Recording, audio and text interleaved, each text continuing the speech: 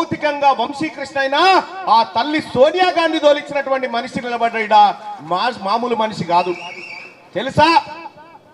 వెంకట స్వామి గారు ఇదే పెద్దపల్లి నుంచి మీ అందరికి ఎంతో సేవ చేసుకున్నటువంటి వెంకట స్వామి గారు ఇవాళ దేశంలో పింఛన్లు వస్తున్నాయంటే ఎవరి పుణ్యం? వెంకట స్వామి పుణ్యం. ఈ దేశంలో ముసలోళ్ళు అయిపోయి ఇంట్లో శాత కాకుంటున్న వాళ్ళకు కూడా పింఛన్లు ఇస్తే వాళ్ళు బతుకుతారని పెట్టినటువంటి మనిషి వెంకట స్వామి గారు. ఇవాళ కేసీఆర్ చెప్తా ఉంటాడు నేను తీసుకొచ్చిన పింఛన్లు అని. వెంకట స్వామి గారు వెనకట తీసుకొచ్చింది ఈ పింఛన్లు.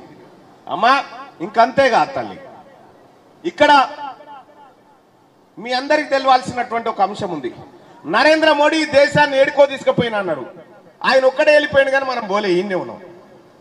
విషయం ఏంటంటే మొత్తం ప్రపంచంలో మన భారతదేశం లెక్క చాలా దేశాలు ఉన్నాయి. చాలా దేశాలుంటే మొన్న ఏం తీసిరంటే అమ్మా హంగర్ ఇండెక్స్ అని ఒకటి తీసిరు. ఆకలి సావులు ఎక్కువ ఏ దేశంలో ఉన్నాయంటే భారతదేశంలో ఉన్నాయని తేలింది.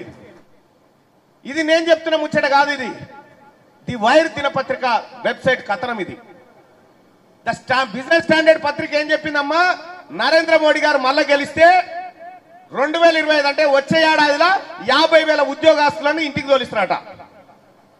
ఇక సింగరేణి సంగతి అమ్మా, అదాని వస్తాడికి.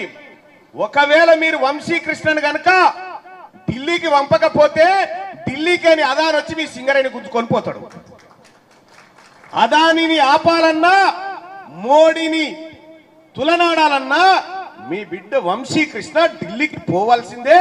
ఢిల్లీలో మీ తరఫున కట్టె పట్టుకొని ఈ సింగరేణి తెరువు ఎవడు రాకుండా కాపాడి ఈ సింగరేణిని ఈ పేద ప్రజల కోసం ఇక్కడ ఉన్నటువంటి సంపదను కాపాడేటువంటి బాధ్యత వంశీకృష్ణ తీసుకుంటా ఉన్నాడు. ఆషామాషి ఎన్నికలు కాదివి, ఇది మన పిల్లల భవిష్యత్ ఎన్నికలు. ఓటు అంటే అభిప్రాయం.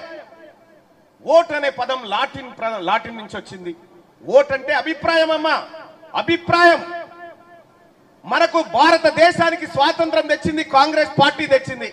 కాంగ్రెస్ పార్టీ స్వాతంత్రం తెస్తే అప్పుడు బ్రిటిష్ వాళ్ళ దిక్కున్నారు ఈ బీజేపీ వాళ్ళు పోయి దేశానికి స్వాతంత్రం ఇవ్వద్దని.